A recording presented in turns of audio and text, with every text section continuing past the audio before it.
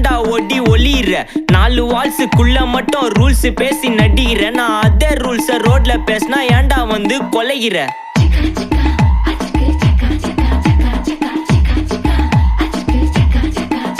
நான் முட்டா ஊதியா எனக்கு ரத்தம் வந்தா உனக்கு இன்னா தக்காளி சட்னியா என்னோட ரைம் ஸ்கீம் பார்த்து இன்னா கிண்டல் பண்றியா என்னடா சுண்டல் தரியா